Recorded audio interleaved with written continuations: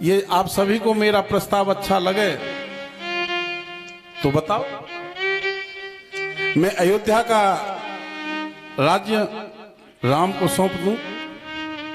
सबको ये मेरा मत अच्छा लगता है तो सभी बताओ। तो सभी सभासद जितने बैठे हैं सभी सभासदों ने अपने अपने हाथ ऊपर को उठा दिए। महाराज आपकी जय हो, जय हो अवधेश, जय हो अवधेश, आपकी जय हो।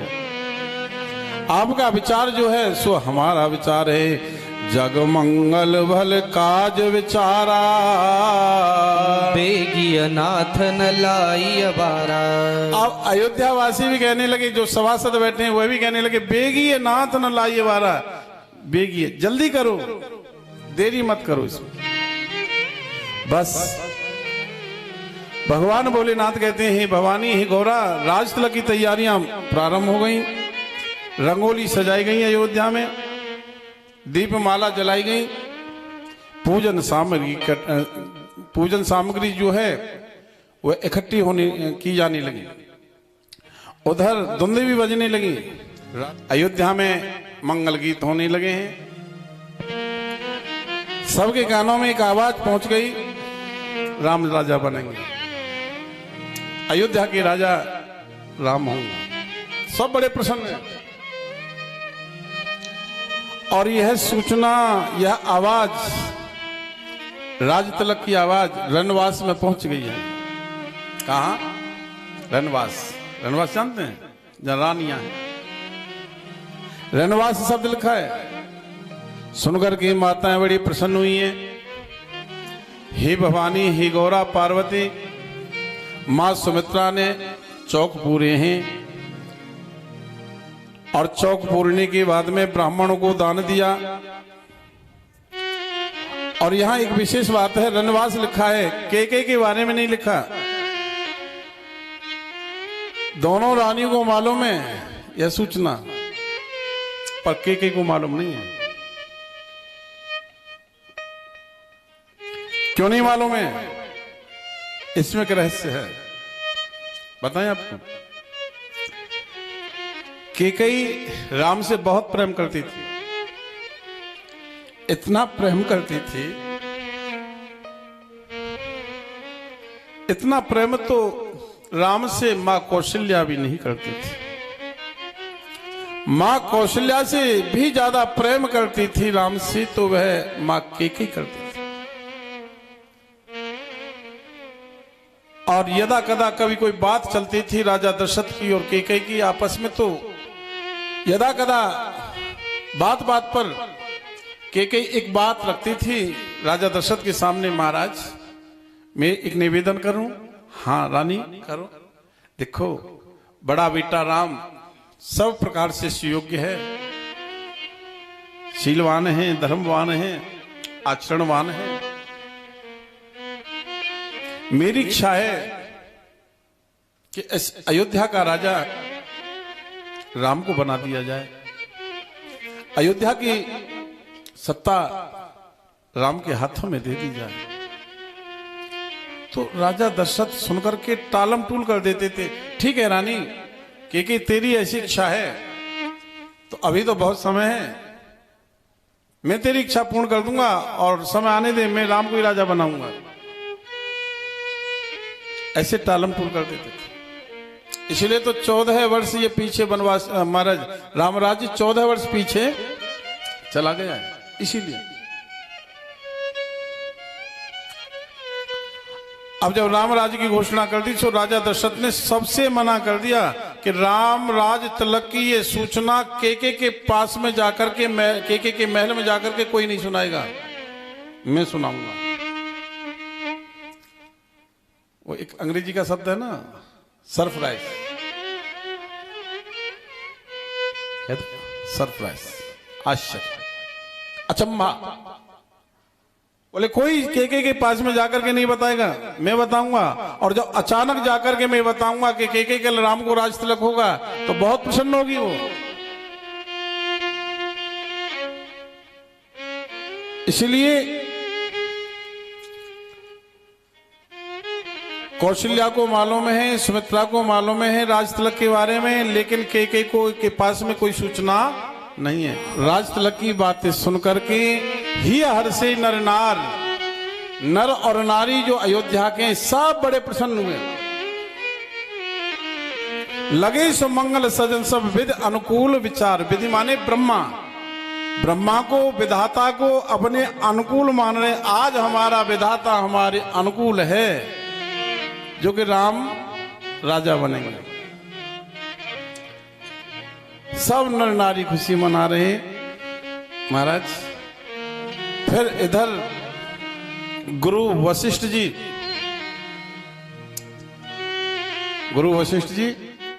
राम जी को शिक्षा देने के लिए जाते हैं। जब कोई राजा बनता है ना, कोई संत कोई ब्राह्मण उसको शिक्षा देने के लिए आता है गुरुदेव। अब राम राजा बनने वाले तो शिक्षा देने के लिए गुरुदेव आई राजमहल में,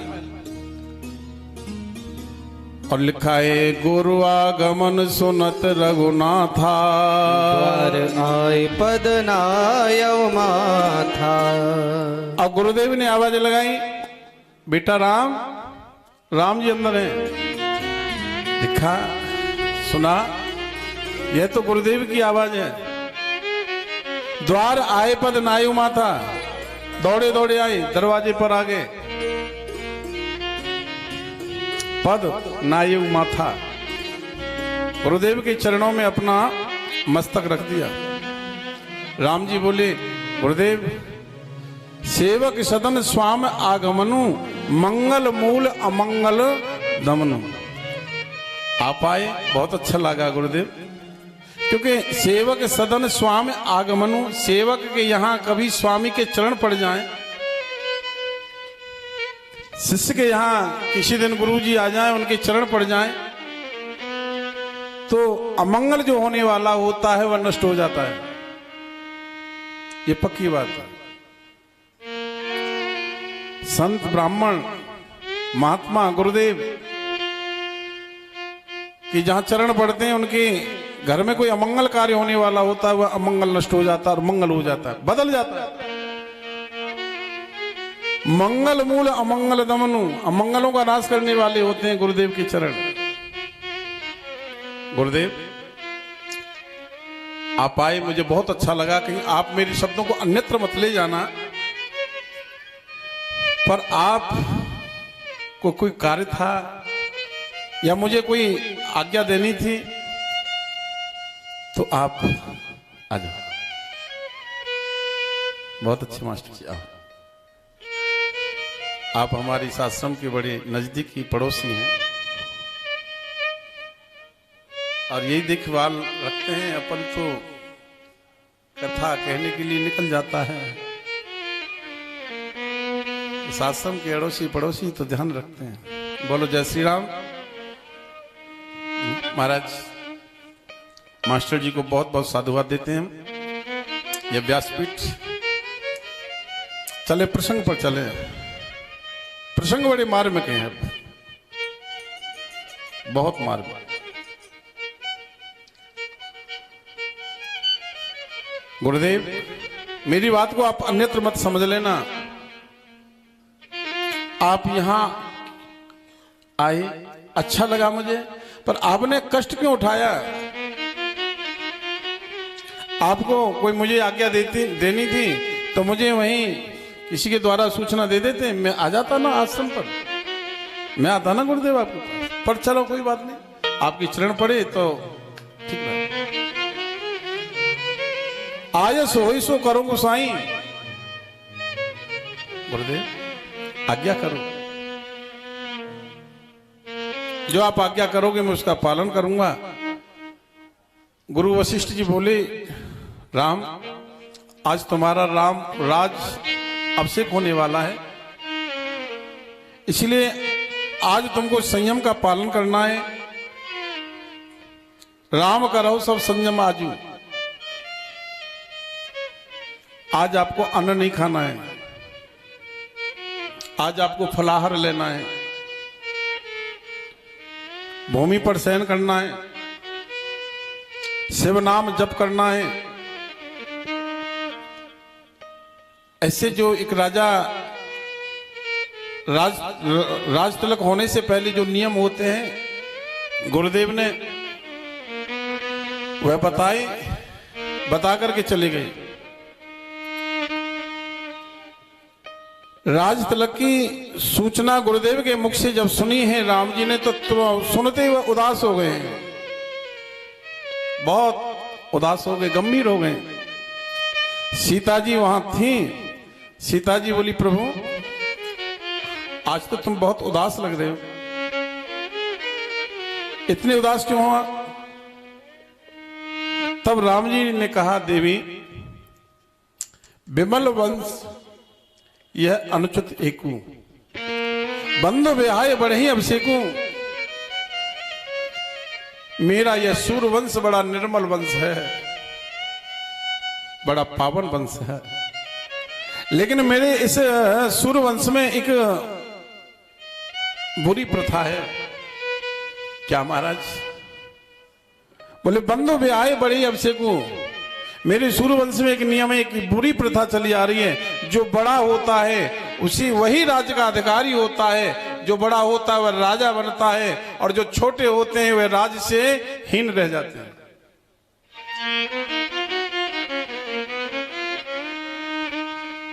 मैं नहीं चाहता। अब गुरुदेव पधारे हैं। गुरुदेव ने कहा हे राम आज तुम्हारा राज तिलक होगा, आज तुमको संयम का पालन करना है। देवी सीता मेरे छोटे भाई राज्य से ही रह जाएं, मैं राजा बन जाऊं, ऐसा कैसे हो सकता है? नहीं हो सकता। उसी समय चर्चा तो चारों तरफ फैली हुई है। राम जी के जो मित्र हैं वह आ जाते हैं, राम जी के मित्र, और आपस में वार्ता कर रहे हैं। राम जी के मित्र जितने थे सब इकट्ठे हो गए और विचार करने लगे। अरे भैया ऐसो करो, अब थोड़ी देर के बाद में राम राजा होने वाले, राजगद्दी मिलेगी, फिर तो वीवीआईपी सिस्टम बन जाएगा, और भाई बड़ा पद मिलेगा तो हो सकता है कि अब हमसे मिले ना मिले। अभी तो राम राजा बने भी नहीं है, इसलिए हम उनसे पहले मिले लेते हैं। मित्र मिलने के लिए आई, मित्र मंडली मिलने के लिए आई, और राम जी ऐसे मिले जैसे रोज मिलते थे, रोज मिलते थे, ऐसे मिले। मिलकर के राम जी के मित्रों की आंखें छलक आई। कहा हे राम तुम्हारे मन में इस सत्ता का कोई भी महत्व नहीं है। हम तो सोच रहे थे शायद राम जी मिलेंगे नहीं हमसे, पर तुम तो बड़ी सरलता से मिल रहे हो। राम जी अब मित्र मंडली सब इकट्ठी होकर के निवेदन कर रही है, हे राम हमारी एक इच्छा है। बोले क्या? बोले सेवक हम स्वामी सिय नाऊ होए नाथ यह और निभाऊ। हम जहां भी जन्म लें वहीं आप हमारे स्वामी बने, जहां भी हम जन्म लें वहीं आप हमारे राजा बने, ये इच्छा है। इधर यहां तक एक कार्यक्रम हुआ। इधर भगवान भोलेनाथ कहते हैं हे गौरा हे भवानी, उधर अयोध्या में तो खुशी मनाई जा रही है, लेकिन देव लोक में नीरसता छाई हुई है।